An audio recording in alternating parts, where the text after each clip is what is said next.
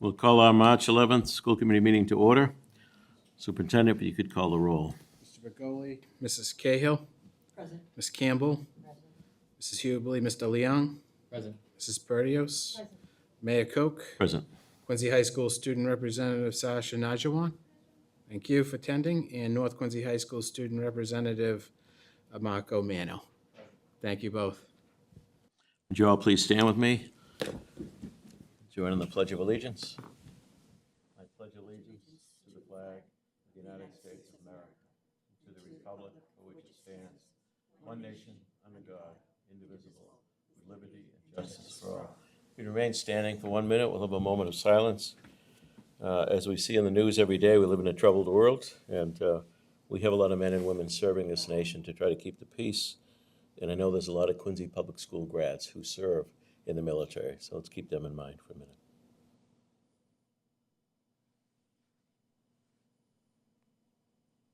Thank you.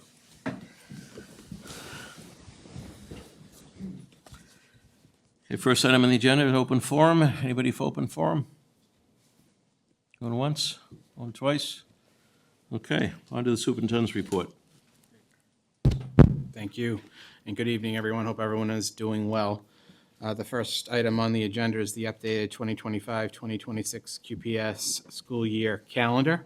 As you know, due to the snowstorm in late February and the 3 additional days of school closure, the Quincy Public Schools 2025-2026 school calendar has been updated and shared with families and staff and posted on the QPS website.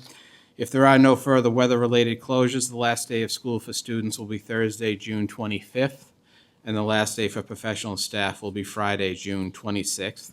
Special thanks to the mayor and his staff, the Department of Public Works and Natural Resources, and our own QPS custodians for their assistance in clearing snow from school grounds and parking lots and streets around the city. The Joint Legislative Committee on Education will visit Quincy High School on Tuesday, March 24th for a presentation on Quincy Public Schools career and technical education programs, including teacher, student, and community business partner perspectives. 6 state senators and 6 state representatives and Joint Commission Vice Chair Representative Bruce Ayers will be attending the event, which will highlight the growth in demand for CTE programs across the state, and certainly here in Quincy, and the ongoing need for resources, and provide insight into the career readiness pathway and the programs that we provide. Tonight, we have multiple high school academic teams to be recognized for some outstanding accomplishments. The North Quincy High School Academic Decathlon team has qualified for the national finals for the 2nd year in a row. Congratulations. The team is preparing to defend their national championship from last year, with the competition being held from April 23rd through April 26th, 2026 in Garden Grove, California. The North Quincy High School Quiz Bowl team has qualified for the national competition again and will be traveling to Rosemont, Illinois in June. The team will compete in a minimum of 8 matches for a chance to win the Nationals. The North Quincy High School Junior ROTC Leadership and Academic Bowl, also known as the J-Lab Bowl, team qualified to advance to the 2026 Air Force Junior ROTC Academic Bowl Championship at the Catholic University of America in Washington, D.C. from June 12th to June 16th, 2026. J-Lab is a national competition designed to challenge junior ROTC cadets on their knowledge of the junior ROTC curriculum, as well as high school subjects like math, science, and English. Competition for the 16 Air Force Junior ROTC Academic Bowl Championship spots was extremely competitive, and the team demonstrated outstanding academic achievement. The Quincy High School math team recently placed 5th in the regional playoffs and is qualifying for the state tournament for the first time since the team was established 4 years ago. This is a tremendous milestone and a testament to the hard work of our students and advisors. There's still more. Quincy High School's History Bowl team are New England champions. Amazing. The Quincy Varsity A team earned first place in all of New England, bringing home yet another championship plaque.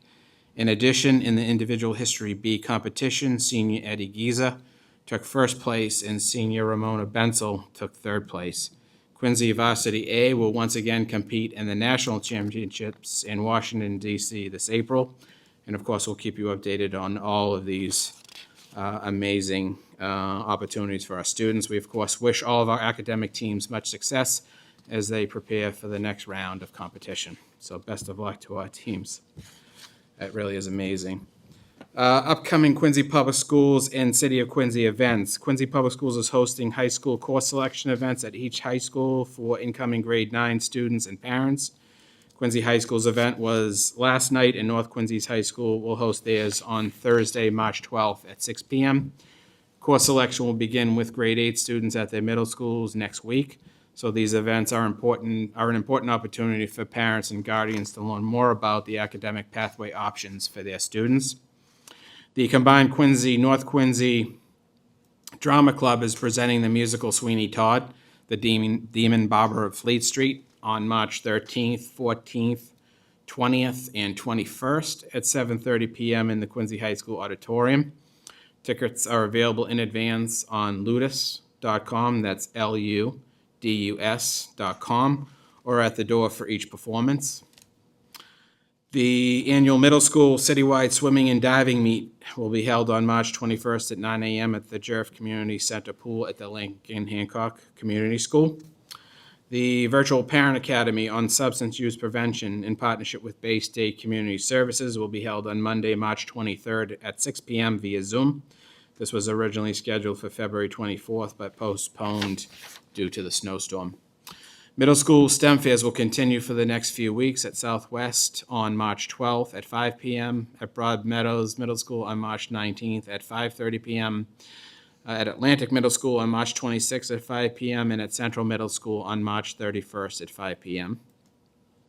The city will be hosting the annual Remember the Ladies event on Saturday, March 28th at noon at Quincy High School. This year's event will recognize the nurses of the Quincy Public Schools and also honor Grace Eng Toy for their valuable contributions to the Quincy community. And finally, today, Dr. Perkins, Mr. Marani, and Mr. Antonelli and I were asked to present at the Commonwealth's Department of Early Education and Care Board meeting, along with our partner schools, about our experiences with the Commonwealth Preschool Partnership Initiative and the early implementation grant we received. We are thankful for the opportunity to present in support of the governor's proposed increase in funding for this critical initiative and the successes we have realized already with our partner schools here in Quincy. The board was very impressed with Quincy's preschool programming and very impressed by the support these programs received by the mayor, the school committee, and of course, the district. So with that, that ends the superintendent's report. Any questions or comments for the superintendent? Good. All right. Next item on the agenda, old business, item A, Mrs. Cahill to report. Yes, tonight we're just presenting for a vote the proposed revision to the school committee policy in regard to CTE recruitment, admissions, and retention. So required a roll call vote. Okay, motion? Motion by Mrs. Campbell, second. Mr. Leung, superintendent, call the roll. Mr. Begoli, Mrs. Cahill, Yes. Ms. Campbell, Yes. Mrs. Hubley, Mr. Leung, Yes. Mrs. Perdios, Yes. and Mayor Koch. Yes. Thank you. Item B. And Mrs. next Cahill? is establishing the school committee policy for middle school pathway exploration and policy, also needing a roll call vote. Accept the motion, Mrs. Perdios, second by Mrs. Campbell. Mr. Mulvey.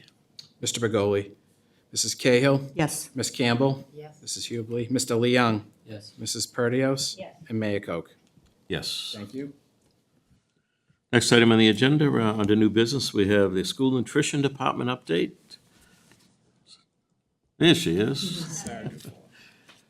Sarah Dufour, who does a great job, as we know, is with us to present. We do this at least once a year, right? Once a year. Yeah. Yep. Seems like you were just here.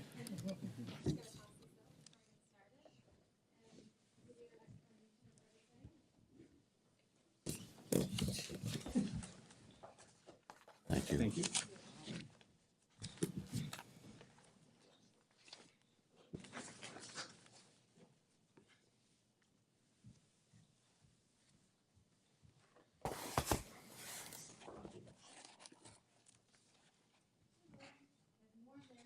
Mr. Wiltie.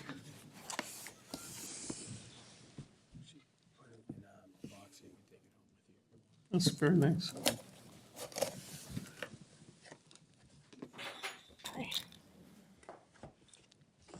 Hello, everyone. Thank you for having me. Again, my name is Sarah Dufour. I'm the School Nutrition Director here at Quincy Public Schools. This is my 10th year here. And tonight on the menu, we made some samples.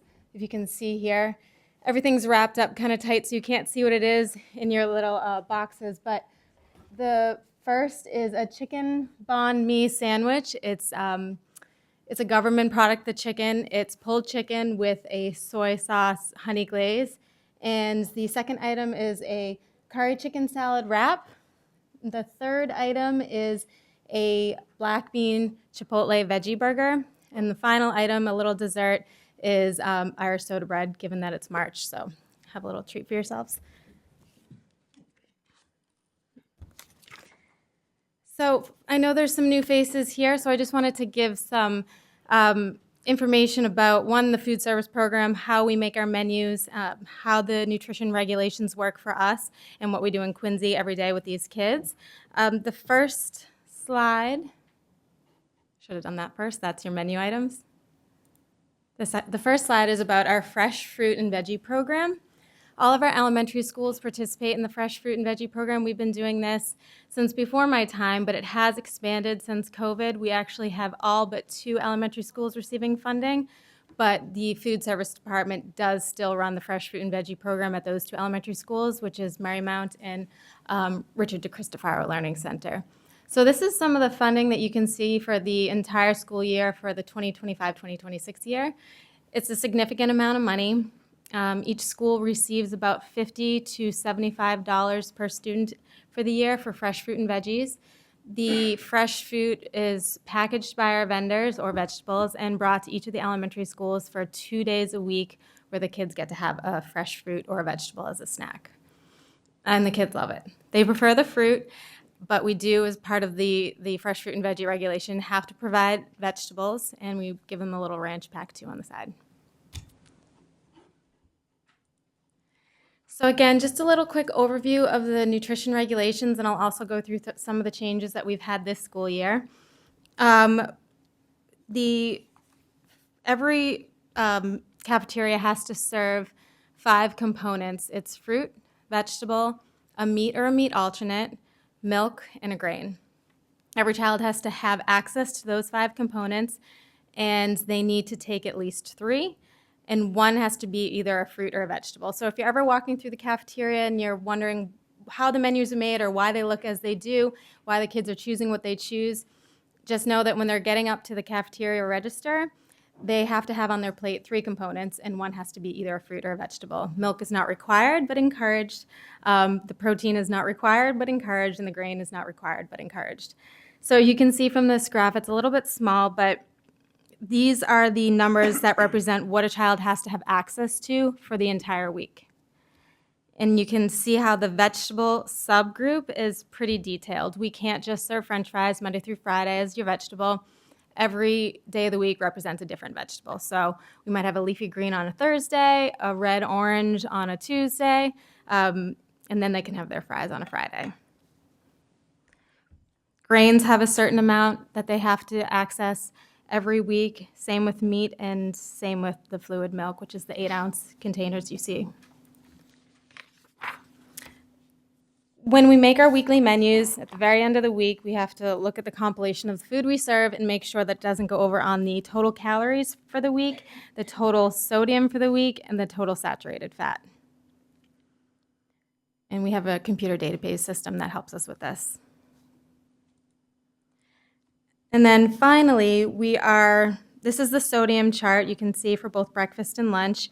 We are in the first column that we have to keep this going up until June 30th, 2027, and then on July 1st, 2027, we have to go even lower. So they really make sure that our sodium isn't heavy.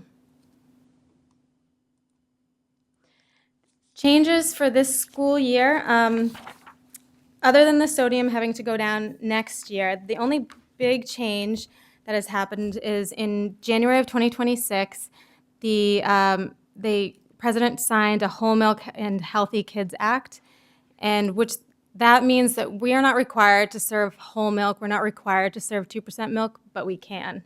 Before that, we could not. It's been challenging because our vendors aren't able to keep up with that instant need, and we haven't had families or children asking for whole milk or 2% milk, so we always have our skim chocolate, we always have our 1%, and we are able to access those other two should we need to, and we always have our Lactaid. And this does not include the regulation for breakfast, so breakfast cannot have whole milk.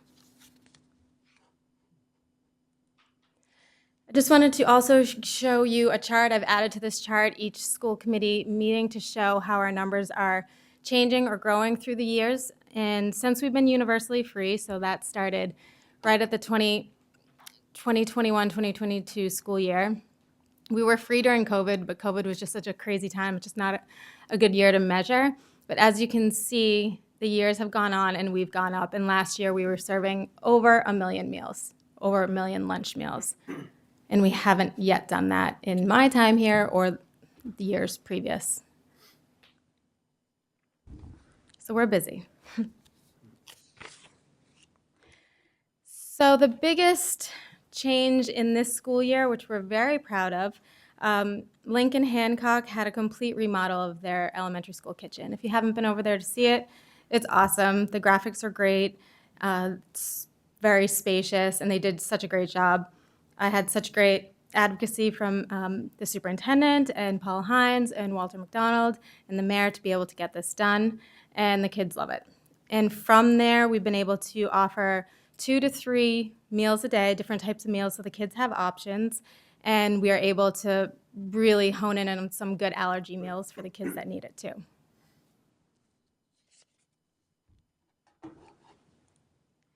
Just showing you some pictures of some fun meals that we've done this year and years past. We have the one that I have the most fun with is coming up on April 1st. We make meatloaf cupcakes with mashed potato frosting as an April Fool's joke. This year it's going to be brownies because they're a little bit easier. They don't topple over the lunch tray when the kids are carrying it, but with a cherry on top and some bacon bits as sprinkles.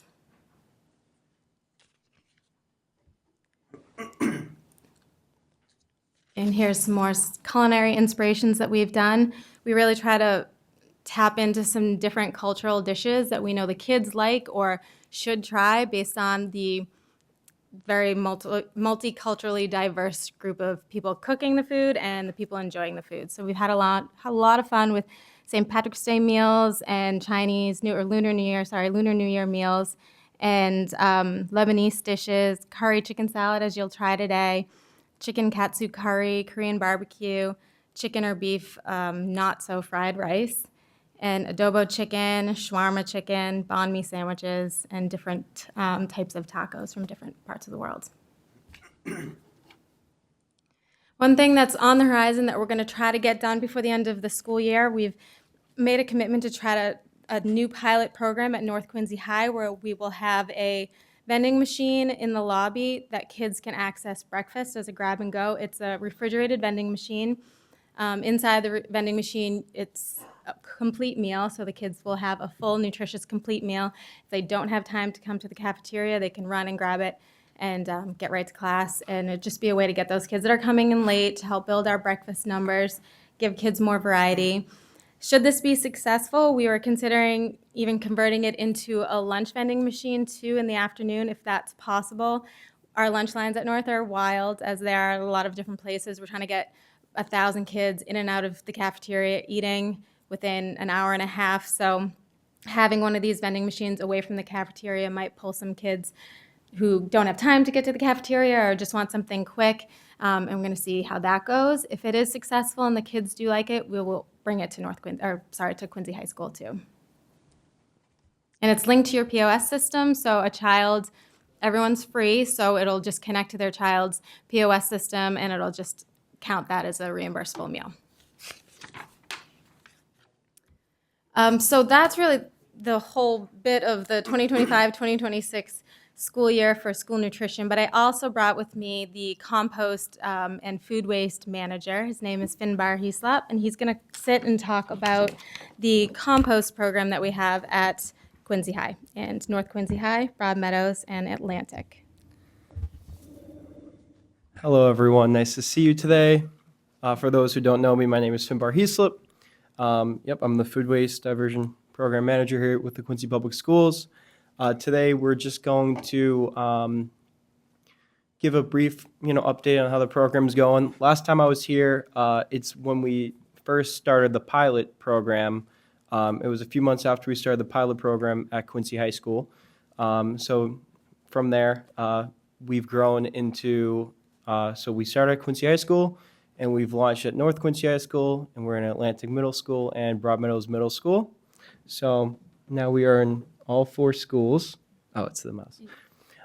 Some of the program takeaways is that in all the 4 schools, we collect recyclable and compostable materials from the cafeteria and kitchens daily, which all went into the trash before.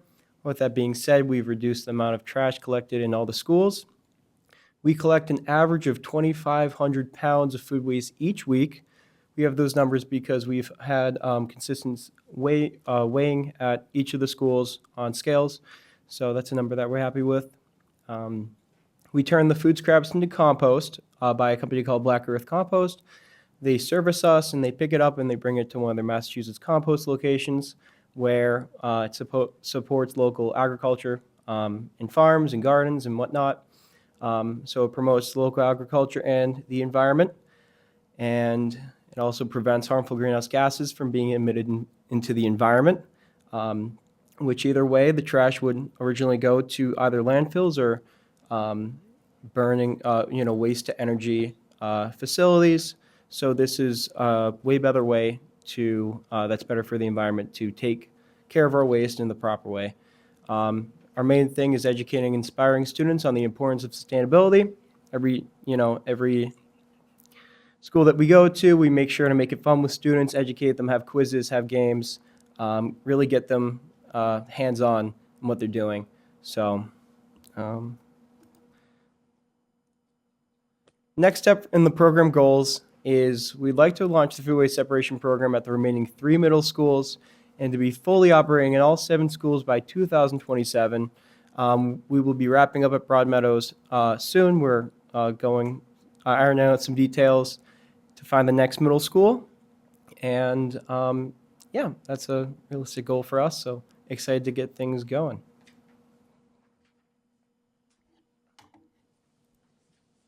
And that is it. Any questions or comments? Okay, any questions from the committee? Mrs. Pretios?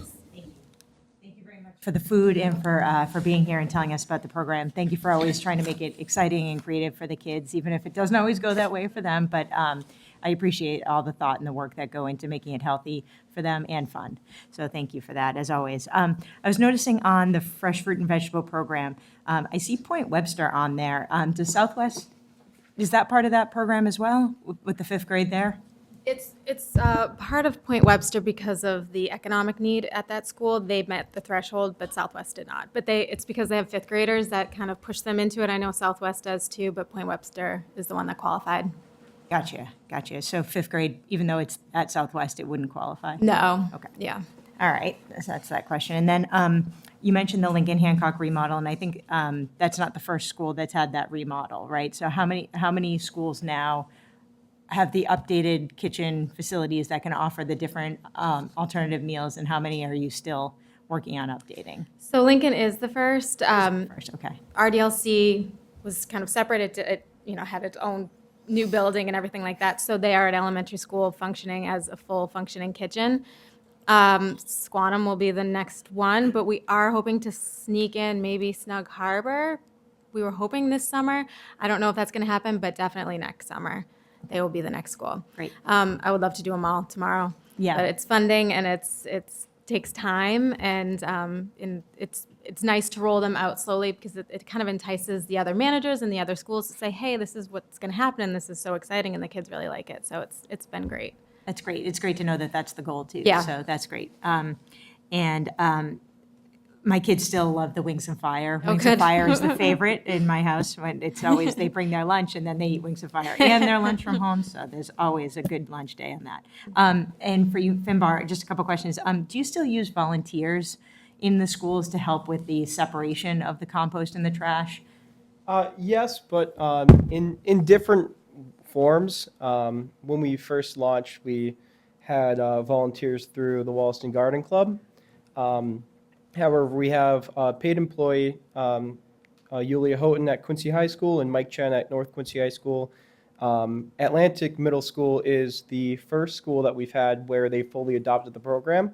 I helped with them put together like a green team. I helped train the students on, on how to operate the program.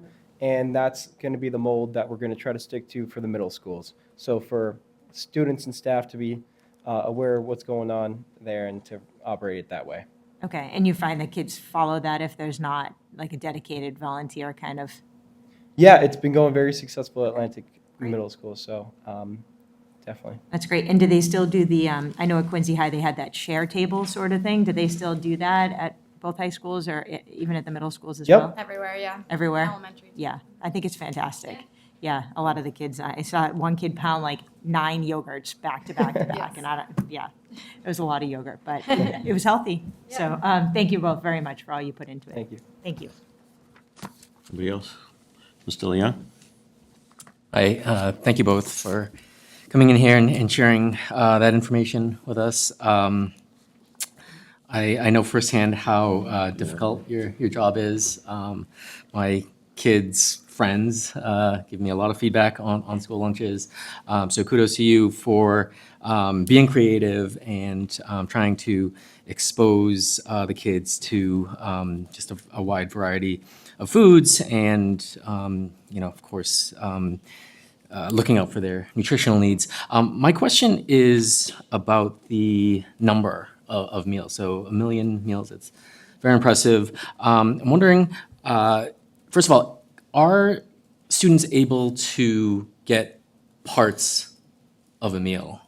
And if so, how, what constitutes, how many components are needed to get that count of, incremented? We only count it as a meal if there's 3 components and one has to be a fruit or a vegetable. So if they were to come through the lunch line and take a slice of pizza and say, this is my lunch, they would be told to take a carrot pack. The cheese on the pizza would be the protein, the grain of the pizza is the bread, the dough, and that carrot pack would create the full component, the 3 components they need, because that'll be the vegetable. They would not be able to qualify as a free meal. We couldn't count it Okay. as a free meal. So if they go up to the line and take something, because they're required to take 3, that means they took a meal. Yep, and so Got the register people are trained to make sure that they know they need a fruit or a vegetable. And we always keep that at the register, so it's an easy, quick conversation. Oh, here you go, you need that for your meal.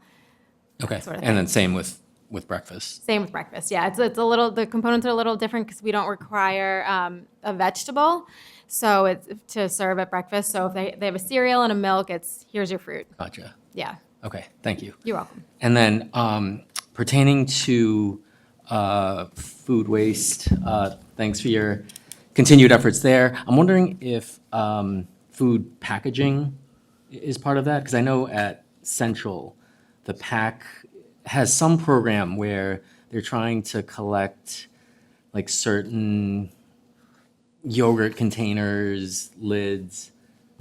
Right. Well, for instance, there is a lot of compostable materials that we end up, putting in our food waste barrel or compostable barrel. So we collect trays. The trays are compostable. Some bowls are. Some utensils are. Things along those lines.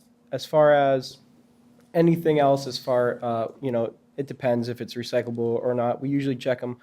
I'll check with the kitchen staff, but it's either recyclable or trash, or there's a chance that it's made out of compostable materials that could be composted as well. Okay, thank you. And the utensils, are they plastic? For the most part, yes. Okay. Any thought about using like wooden utensils? Yeah, we've had conversations before. We've Yeah, we attempted, and I believe it was last year, the supply was challenging, so we would at one point have all the compostable stuff. He was teaching the kids to compost, and then we would get shorted on the supplies and they'd sub for regular stuff. So he was dealing with, no, this time it's plastic, no, this time it's compostable. And it kind of made it a little chaotic. So we switched to the plastic. It is a lot cheaper. It's significantly a lot cheaper. So that's just the biggest challenge when it comes to the containers we use. We've slowly, as we've gotten to this point, gotten rid of a lot of the things that we shouldn't be using. We no longer have styrofoam, anything. But the utensils have always been a challenge for us. Thank you. Yep. Okay. What's a meat alternate? Great question. It's basically anything that's not from a cow or a chicken body part. Like a milk or yogurt is a meat alternate because it's not the meat of. So it's basically a vegetarian option. So Okay. the veggie burger is a meat alternate. And how do you feel about the changes in the rules on the milk? I think it adds a little bit of confusion, unnecessarily. I think that if you want to drink whole milk, you should. And if you think your child could use the extra calories, then you should advocate for that. But I don't think the American population needs another way to increase their saturated fat. I think the 1% is just fine. But again, if you're one of those students that could use a little extra calories in your day for various reasons, then definitely whole milk is perfectly fine. I'm glad I went to school when I did. The meatball subs were great. The meatball subs are still great. Maybe a question for Finbar. What's the contamination rate on the composting? I mean, is it, Well, it's significantly lower, once we get to, being there a lot and training the students and whatnot. If we just throw the barrels in there any random day, it's going to be terrible. But for instance, at the middle schools, for instance, when we wrapped up at Atlantic Middle School, I was able to fully teach the students and train them in the way that there really wasn't any contamination at all. Students took their time at the barrels to make sure that they were separating it properly. So it depends. I would say the most part, on average, it would be about 80% correct. But again, you're going to have students always that are zoned out that might make a mistake and aren't going to go after and reach in the barrel. So the big thing that we emphasize passing off the school is that we have someone there to make sure after each lunch, check the barrels for contaminants, and that's one of the main how strict roles. is the company? Like if stuff gets through?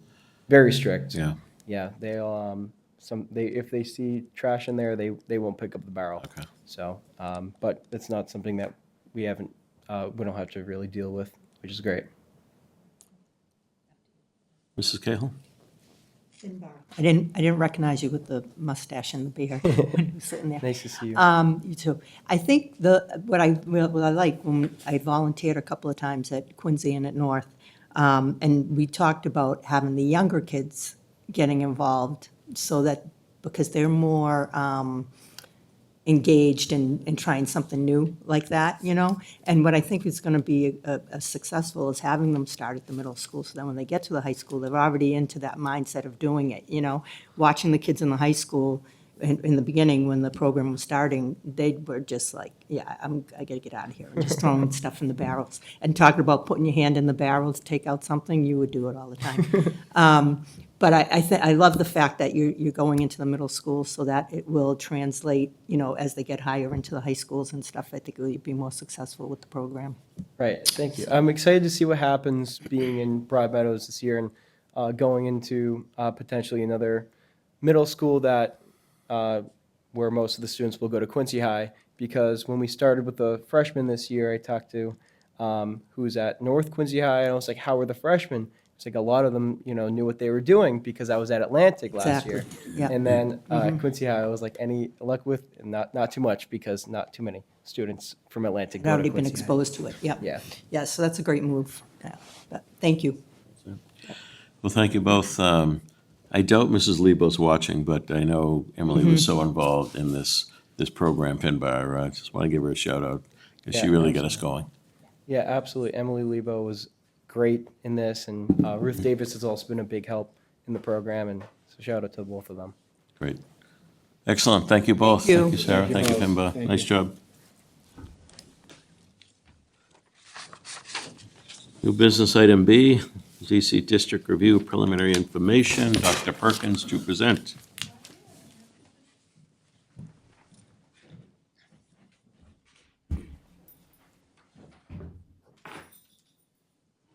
Hello. Let's see if I can.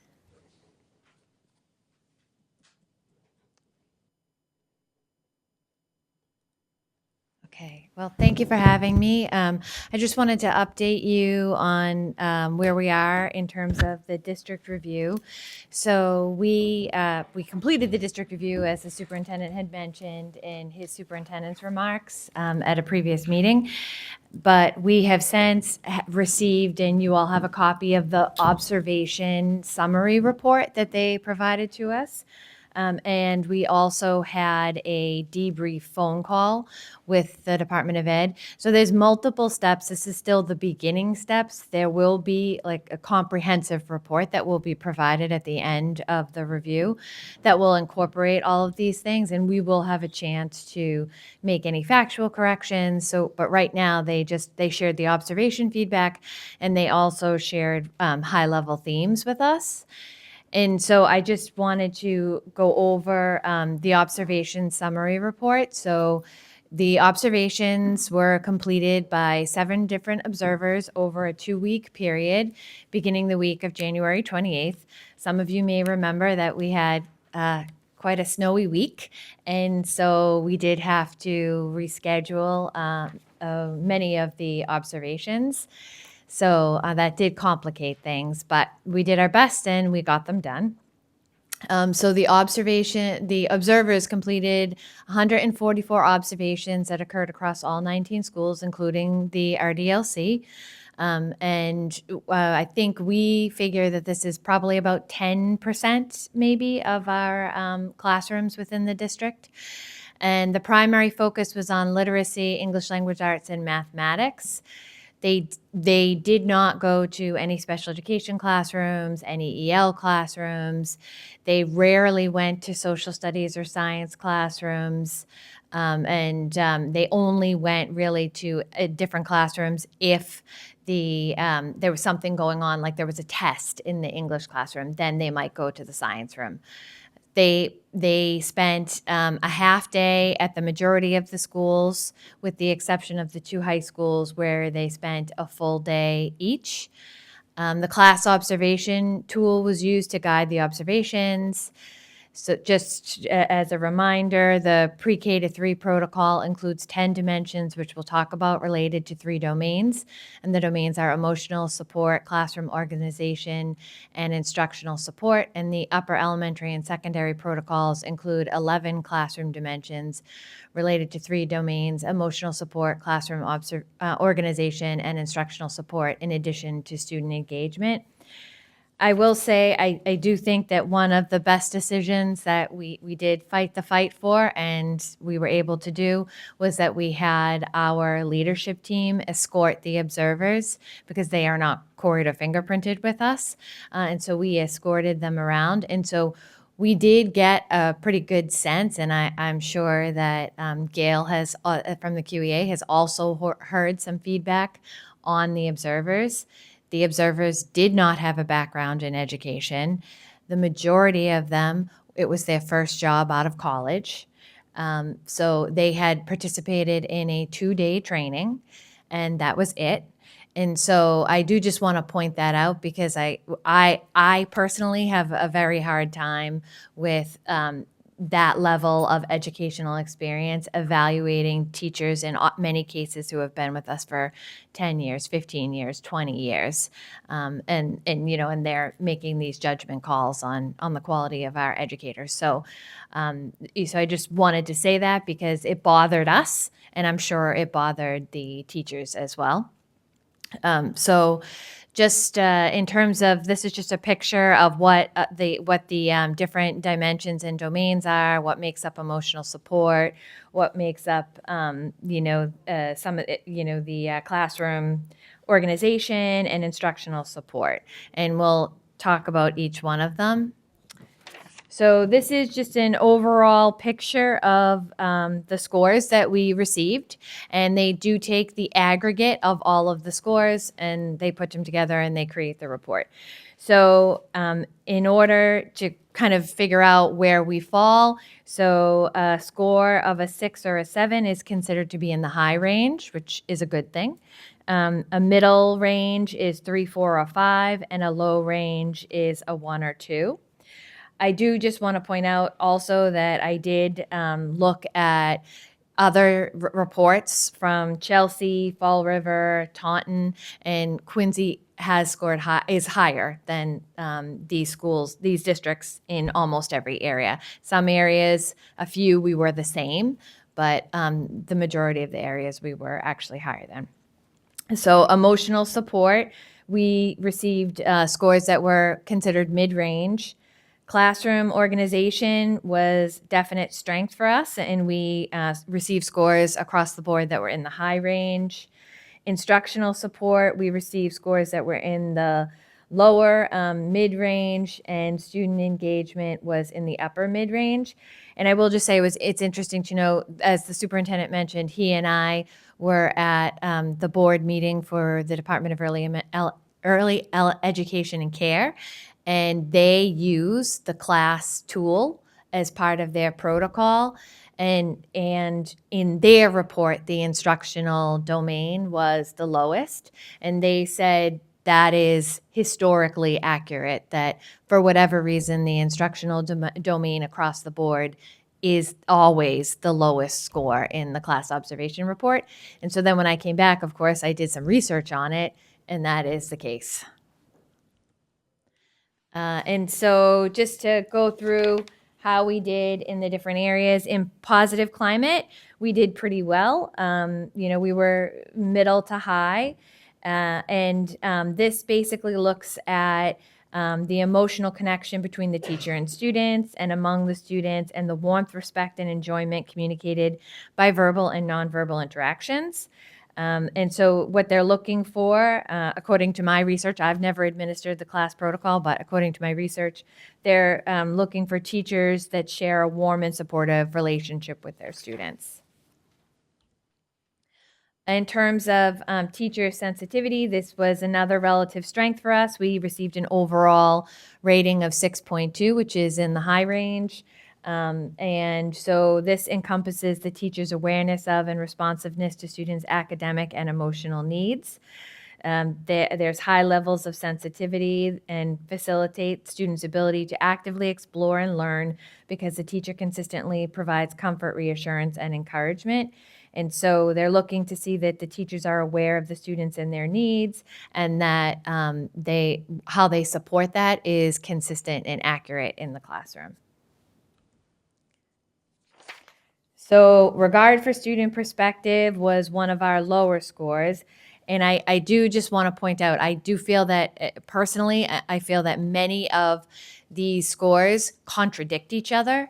So when you have, the previous score, teacher sensitivity is relatively high, and then the regard for student perspectives is lower, but yet the description in the teacher sensitivity would lead you to believe that they're considering students' perspectives. So I do think that some of these things contradict each other. So regard for student perspective captures the degree to which teachers' interactions with students and classroom activities place an emphasis on students' interests, motivations, and points of view, and encourage student responsibility and autonomy. And what they're looking for here, which I also think, I don't find it surprising that they would not see it, because I think educators are nervous when people come into their classroom that they don't know, and that they know it's a part of a district review, which is a big thing for an educator. They're looking at a teacher's willingness, or that they demonstrate a willingness to follow student interests and needs rather than their pre-planned agenda. So basically, they're looking to see that if a student brings something up, the teacher's going to switch their lesson plan and respond to the student needs, which I can pretty much guarantee no educator is going to do that when they're getting observed. They're probably going to panic that the student is going down a rabbit hole and that they, need to bring them back. And so, so that was regard for student perspectives. Negative climate was a strength for us, which does not surprise me at all. So in this instance, they do inverse the scores, so they reverse them. So higher is good. So we want higher scores. So just so you know that means they did not see any examples of negative climate. So that was a strength for us. And behavior management refers to the teacher's ability to provide clear behavioral expectations and use effective methods to prevent and redirect misbehavior. This was another strength for us. In this domain, they are looking for proactive management of behaviors, clear behavioral expectations, that the teacher uses proactive strategies, sets clear expectations, and minimizes disruptions rather than just reacting. And so this was a definite strength for us. Productivity was also a strength for us. It was one of the highest rated dimensions across all grade bands. Productivity considers how well the teacher manages instructional time and routines and provides activities for students so that they have the opportunity to be involved in the learning activities, which again, I think is contradictory to some of the other things that I just said. And so high productivity is indicated when students are actively involved and engaged in the learning process, which definitely contradicts some of the ones I'm going to talk about in a minute. So this indicates that classrooms run very smooth and teachers are prepared for their lessons. Teachers provide a steady flow of activities for students so students do not have downtime and are not confused about what to do next. Classroom routines are efficient and all students know how to move from one activity to another and where the materials are. So instructional learning formats is the next one. And so this refers to the ways in which the teacher maximizes student interest, engagement, and abilities to learn from the lesson and activities. And we did pretty well here. We were middle range, in some cases on the higher end of the middle range. And so they're looking to see that teachers are incorporating varying modalities within their lessons, that they're providing hands-on opportunities, clear learning goals. I will point out that in my research on the class observation tool, this one specifically said it's supposed to be calibrated over multiple observations. And that was the case in a couple of areas. And this was a 15 to 20 minute observation one time and one time only. And I should have said this probably at the beginning, that because something doesn't show up on this report or receives a lower score does not mean that our teachers do not do it. It means that the observers did not see it in that moment and snapshot in time.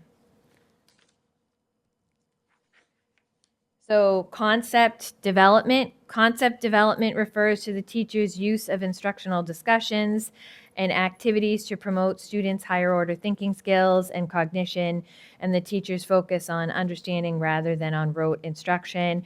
This one, we scored a lower on this area, and what they're looking for is that the questions that teachers are asking are prompt students to analyze information, connects concepts to previously learned material, integrates different concepts into the learning. So, pulling something from science maybe into an ELA lesson, something like that. That they use open-ended questions to guide discussion. And I can say personally, this is a pre-K to 3 only dimension. I can say personally that I have seen this happening in all of the classrooms that I've observed in, and I've observed in pretty much every building. I have observed in every building across our city. Content understanding. Content understanding refers to the depth of the lesson, the content, and the approaches used to help students comprehend the framework, key ideas, and procedures in an academic discipline. At a high level, this dimension refers to interactions among teachers and students that lead to an integrated understanding of facts, skills, concepts, and principles. And we had some variability here. We were middle range with a little bit of a higher score in 6 to 8. And it's looking for, the teachers focus on analyzing, reasoning, again, connecting concepts to their own lives, instructional discussions that promote analysis and reasoning. And analysis and inquiry was probably our lowest area. They did tell us in our debrief call that this is the lowest area across the board in all of the district reviews that they do using the class observation tool, that this is a really tough area. And the reason for it is because analysis and inquiry assesses the degree to which students are engaged in higher level thinking skills through their application of knowledge and skills to novel and or open-ended problems, tasks, and questions, and opportunities for engaging in metacognition are also included. And so again, when I was looking into this a little bit, this is an area that it's a very complex area. It's asking students to do a lot and teachers to do a lot, and it's not something that you would necessarily sustain all day long. And so depending on the moment that they come in, and I do also think that, again, there's an element of when an outside person is in your classroom, you're going to try to keep it tight and controlled, and you want to make sure that the kids are perfect. Even though we all understand that kids say silly things, things happen when you're in classrooms. Everybody understands that, but I think that the teachers take great pride in that, and so when they have an observer coming into their classroom, they want their kids to act a certain way, and they want to keep the lesson as controlled as they can. And so I will just say, in this one, this was really interesting because they did tell us in our debrief phone call that in the student focus group, so we had a middle school student focus group and a high school student focus group. So in contrast, during student focus groups at the middle and high school level, students reported that teachers across subject areas expect them to explain their thinking, for example, by showing their work when solving a math or a physics problem or explaining their reasoning for a response in English class. So when they put this together in the big report that we will get, they will not be able to triangulate this data because they have kids who are saying, yes, this does happen, and a 15, 20-minute observation that is saying they didn't see it. So the kids are reporting that it actually does happen. So the quality of feedback was in the middle range. So the quality of feedback refers to the degree to which teacher provides feedback that expands learning and understanding and encourages continued participation in the learning activity. In the upper elementary and secondary classrooms, significant feedback also may be provided by peers. Regardless of the source, the focus of feedback motivates the learning. And so in this one, they're looking for educators to encourage students to keep trying, assist in understanding the concepts without simply providing the answer. And in this area, I do think some of our new curriculum materials are absolutely going to help with this because the teacher, in DESMOS and in IM and in CKLA, the teacher is more of the facilitator. And so I do think we have things in place where these are things that we are working on. Language modeling was middle. And so language modeling refers to the quality and amount of teachers' use of language, simulation, and language facilitation techniques. Again, this is another one that said that it's supposed to be done over 4 observations, and it was only done once. So the frequency, depth, and effectiveness of the conversation is what they're looking at. Frequent conversations that include open-ended questions, repetition, extension, parallel talk, and advanced language use is some of the things that they're looking for in this standard, for this dimension.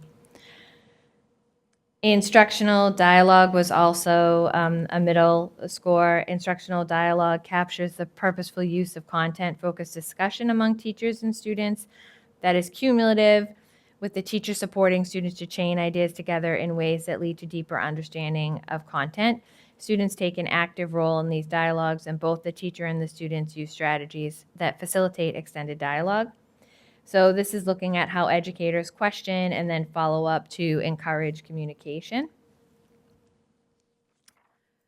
And student engagement was a relative strength, a little bit higher than some of the other areas, which again, some of the other areas said that the student engagement was not seen, and here it's a higher score. So it doesn't make a whole lot of sense to me, but student engagement refers to the extent to which all students in the class are focused and participating in the learning activity that is presented or facilitated by the teacher.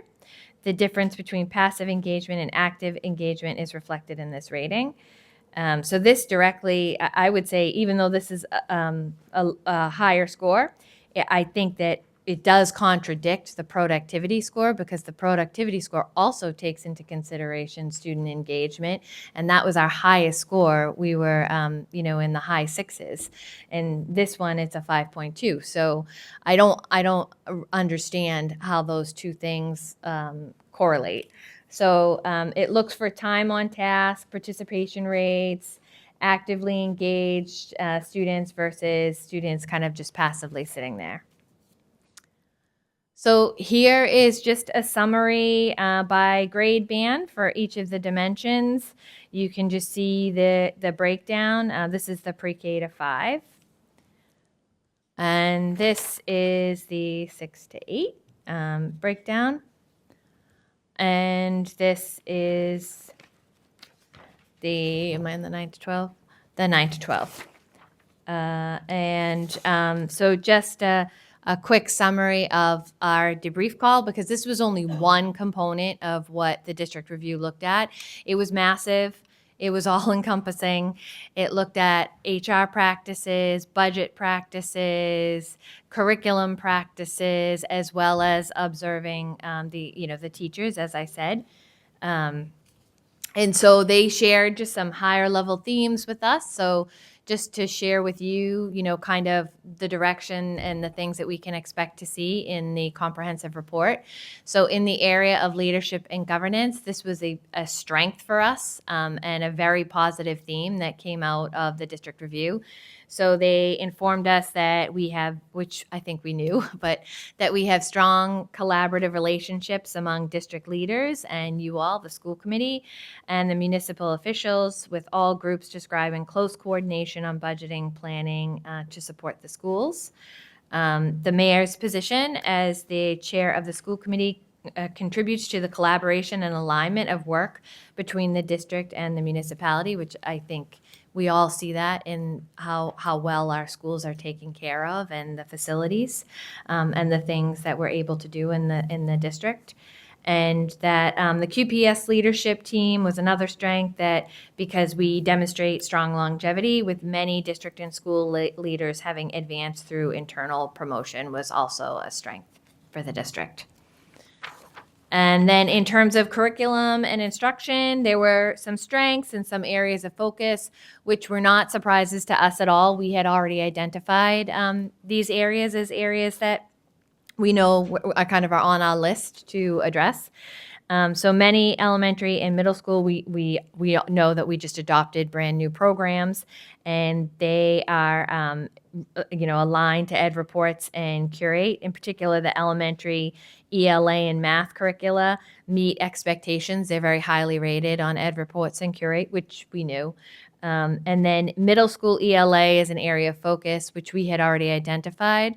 We did math this year. Next year, we will focus on ELA. And so we use currently collections, which is pretty old, and it partially meets expectations in Ed Reports. So it's an area that we'll start working on next year once our teachers get used to the math program.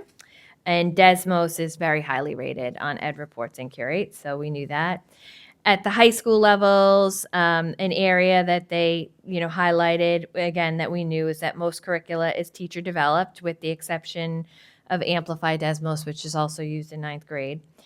But a strength was that teachers across the departments from both high schools have engaged in the curriculum mapping process. So although the materials are teacher created, the district has been taking a really strong initiative to align across both schools, across content areas, and provide up-to-date curriculum maps with the input from our teachers. So that was viewed as a strength.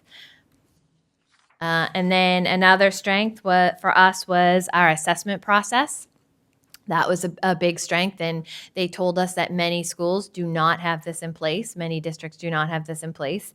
We've had it in place forever. Thank you to Mary Frederickson. And so the district and school staff reported using a range of academic data sources to inform instruction. School staff and leaders reported having time allocated to analyze data. We have, as you know, 3 assessment days. We have student support team meetings and ILT meetings very frequently. And in many cases, the SST meetings are once a week. ILTs anywhere from 3 times a year to 6 times a year. And the district has focused another highlight and a strength for us, which we were very proud of, was that the district has focused closely on monitoring attendance data, and as part of a district-wide attendance initiative called Attendance Matters, which obviously we love, and that the QPS chronic absenteeism rate for 2024-2025 was 15.6% and nearly a 5-point improvement since 22-23. So something that we're very, very proud of. And then next steps, as I mentioned at the beginning, they'll continue to analyze the data that we provided, which was just tons and tons of documents. And they will triangulate and identify strengths and areas for growth. So they'll provide us with some more recommendations and also some additional strengths. They will write a report. We'll have another findings call. They'll share a draft report with us, and we'll have an opportunity to provide any factual corrections that we need to make. And then the report will be provided to you. We'll, share that with you and present on that. And it will be publicly posted on our website and on the Department of Education website. And that, in a nutshell, is where we are with the district review, and I'm happy to answer any questions. Thank you, Dr. Perkins. Any questions? Mrs. Campbell? Dr. Perkins, I use, as part of Department of Early Care and Ed for my program, we use class all the time, and it feels challenging if the protocols aren't followed, the 15-minute cycles aren't followed. It's hard. It must be hard for your educators to sort of look at this and know that process wasn't there for them, because concept development pieces are so hard to capture if you're only in there for 15 minutes, and those are generally the most complicated pieces to score, right? And as someone who's gone through the rigors of being certified, the class of being able to come out and do class observations, it's generally a steep lift, so it's a little disappointing to hear that those coming out didn't have that piece. But I still say, wow, this is genuinely very positive. You look for scores that are in the high 5s to the 7s. And so there may be some smaller pieces, and maybe that don't generally feel like you are at a higher bar. So overall, some of this stuff is just really good data. Yeah, I appreciate that, and I was wondering. I know your background, so I was wondering if that was the tool that you use, and so I do appreciate you sharing that. And I think we in general feel like this went really well. Yeah. And so so we're very happy with our teachers, with the report, and I really appreciate you sharing that. That's it. Mrs. Cahill? So a little bit, again, I think we talked before about, it's a little bit of a snapshot in time, right? If you can clarify. So it's a 2-week period. They were in how many schools? They were in 9? all 19 schools. All 19 schools.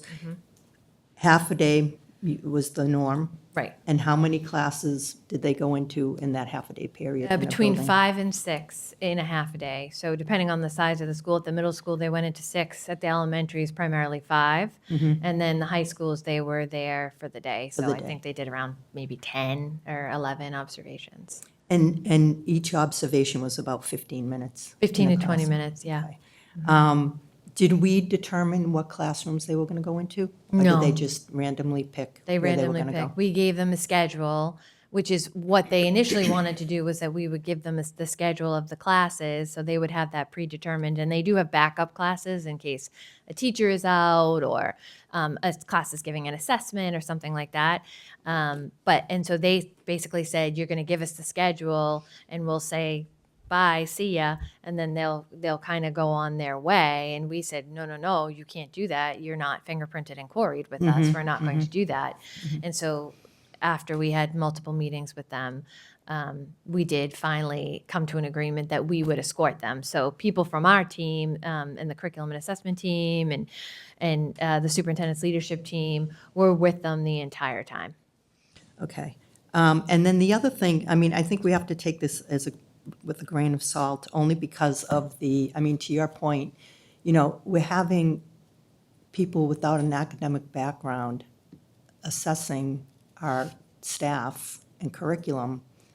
And I find that, for me, I have more confidence, and I am confident in your evaluations, continuous throughout a year and over years, on our staff and our curriculum and how we build things, So I don't know how, I guess it's a tool to look at, but I don't know how much stock I'd put into the recommendations if they're not coming from someone with the background that, when I had the interview with them and we talked about a new hire, they were asking us about budget.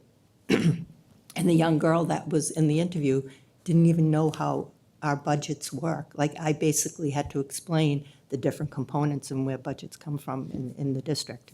So to me, that's like a difficult conversation to have how are they going to assess what we're doing without the background, Right. So I guess I just had a little bit of a concern about the short amount of time they spend evaluating a staff member and also their background in academics or, curriculum or budget or HR. So I would just take this, I'm curious to see what the end result's going to be, when we get the full report. Right, and the statute is written to say that it will be conducted by a person with an educational background. That is what the statute says. However, that was not what we experienced. Okay. It's just a comment on my behalf. Thank you. You made that very clear, Dr. Perkins. Yeah. Thank you, Mr. Cahill.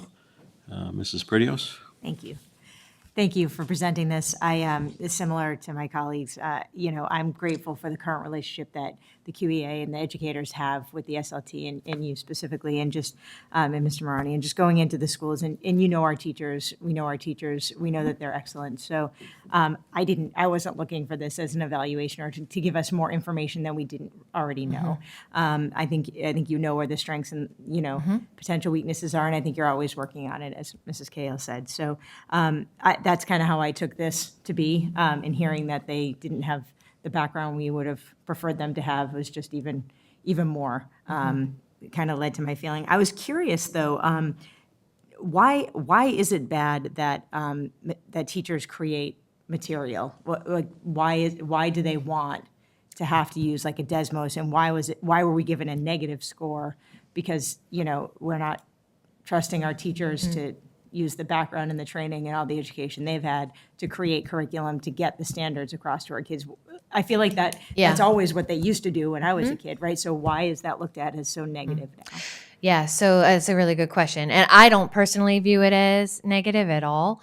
But that will probably be a recommendation to us, is to look at the high school curriculum and looking at, high quality curriculum materials. And the reason for that, usually is because it's because of equity, amongst teachers, right, and amongst students. So if I have a teacher in one building or in one grade level and, they're teaching this way, and then I have this other person, that might be teaching a different way or providing different materials, maybe not as rigorous, maybe not as high quality. Like, that's how they're looking at it. I'm a huge believer in teacher autonomy, and I think our teachers are very talented at the high school level. And I also know that going in, and I'm sure as a former high school teacher, Gail can totally attest to this, that that would not go over well with our high school educators if we were trying to change their curriculum. But they view that as, because they want scripted programs. Because that controls for teachers, really, and so that's what they want. They want scripted curricula that can, prevent issues from happening, or some kids getting one thing and another group of kids not getting something.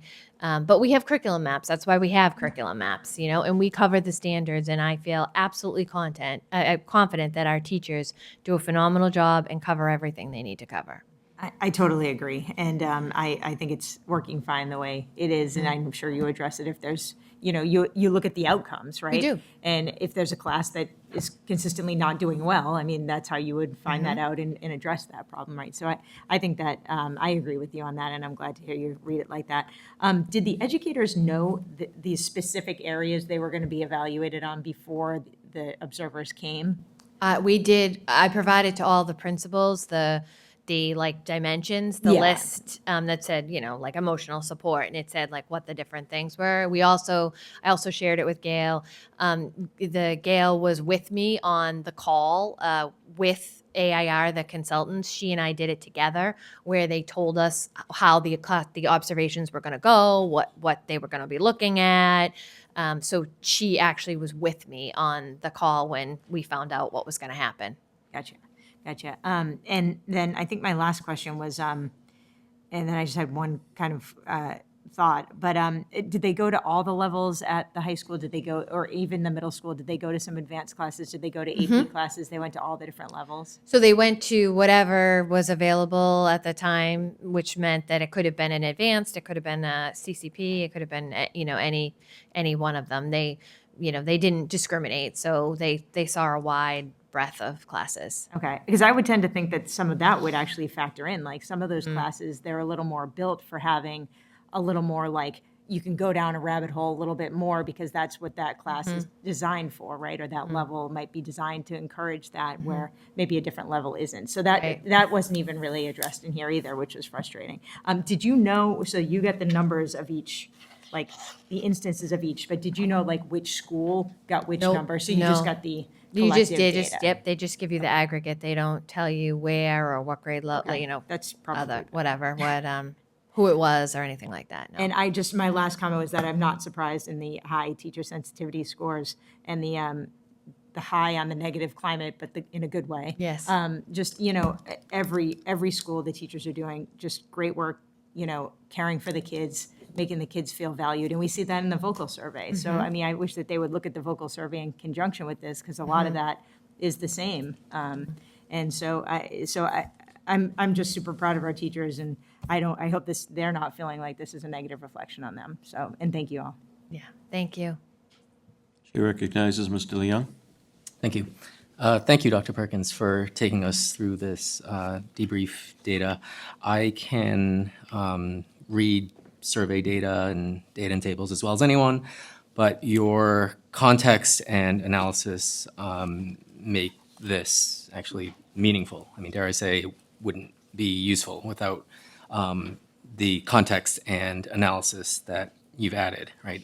So just watching you and hearing you kind of, link the different topics together, provide nuance, mentioning the additional research you did into the tools, super impressive. So all that is to say, I'm glad it's you that, is getting this data and acting upon it. My question / comment is related to kind of the, I would call second order effects right? So, for example, the part about the negativity scores, almost perfect scores, right? Right. That's interesting. What's more interesting to me, though, is your comment that you were not surprised by that, right? Because Right. maybe that is something that has just been emphasized throughout the district with your educators. So I'm wondering if there are other things in here that surprise you, and you may have already touched upon some of those. If so, that's No, fine. I think but- that's a really good question.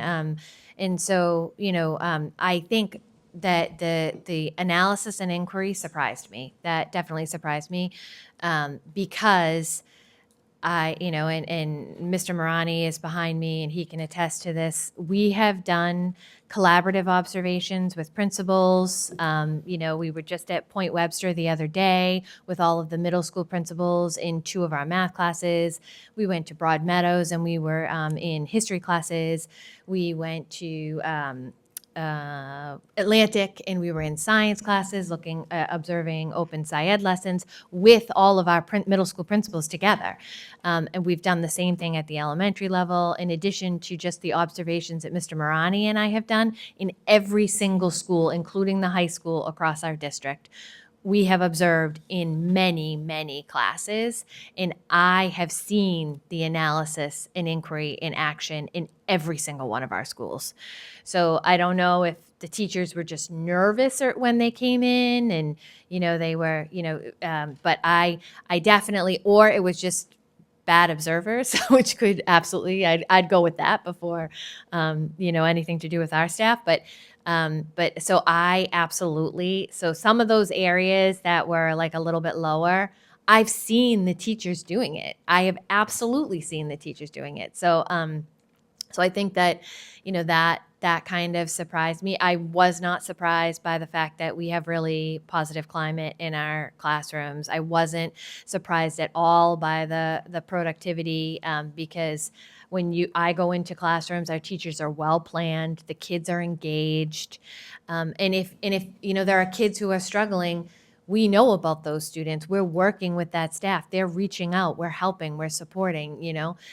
So I was not surprised at all about the positive things.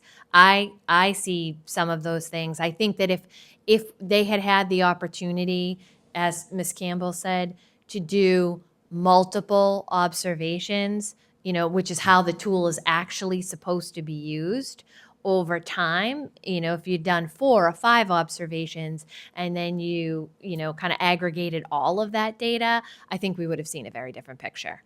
And I don't think that what we saw was bad at all. I really don't. And I'm very, very proud of our teachers, because this was a big, big inconvenience and very disruptive, to their day, and stressful.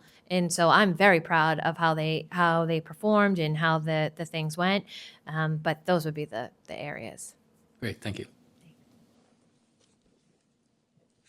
Mrs. Cahill. I think to your point, too, about the observers, if they're not trained, how do they know what they're, how can they really be focused on what they're supposed to be rating us on, basically, assessing us or evaluating us, if they don't even really have the skill set or the experience to know what to assess? Right. Well, they have a training. From what I understand from the AIR people, it's a 2-day training that they receive, and so they do have a training.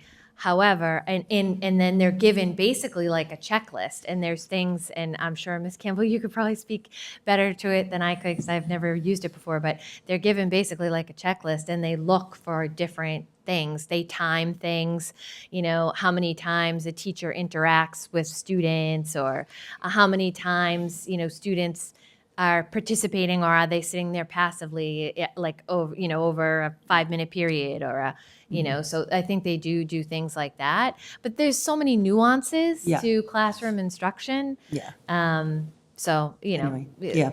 So yes. okay, thank you. Great. Thank you, Dr. Perkins. Thank you. Another great presentation. Thank you. Next item on the agenda, item C, new business, QPS policies, practices regarding access to student information. We're referring this to the policy subcommittee. brought in by Mr. Leung. Question by Mrs. Pretios? Would we be able to have that policy meeting that topic is at be a meeting of the whole, please, so that we could all hear that presentation, I don't see why not. that discussion? Thank you. Okay, under the consent agenda, any questions on the items in the consent agenda? Pretty much speak for themselves. Seeing no questions, can I get a motion? Motion by Mrs. Cahill, second by Mrs. Campbell. Superintendent, please call the roll. Mr. Begoli, Mrs. Cahill? Yes. Ms. Campbell? Mr. Leung? Yes. Mrs. Perdios? Yes. And Mayor Coe. Yes. Thank you. Okay, seeing no additional business, item A, communications, upcoming school committee meetings, March 25th, April 8th, May 6th and 20th, and June 10th, all at 6:30 here at the Cardington. Also upcoming subcommittee meetings, March 18th, athletics and wellness, special education, and March 25th, policies. So that would be the meeting we're going to take up. The item we brought in tonight? We're not sure if it will be on that agenda or one after that. Is this for athletics? No, the policy subcommittee. Well, the item we put into policy subcommittee tonight, go into that one. It would Okay. not be at the next policy meeting, because the next policy meeting is going to take up the school year calendar. Gotcha. All right. So subsequent to that, Correct. it will make it a committee of the whole Yes. for that meeting. Okay. And can I say one other thing? The athletics subcommittee is going to be rescheduled Okay. due to the athletic director's availability, so that's going to be pushed out. All right. Are we still having this special ed? I believe, yes. Okay, next item is item 9, reports of subcommittees. We had our budget meeting. It kind of spoke for itself. We're pretty much close to on target. We're watching some things to get through the end of the fiscal year, and then, of course, there may be some items we learned from for the new budget. So with that, I think those minutes are online, so people can look at that. Next item, executive session. There's no need for an executive session. I'll accept the motion for adjournment. Motion. Motion's been made. All in favor? Aye. Opposed? The ayes have it. Thank you. everybody. Thank you, everybody.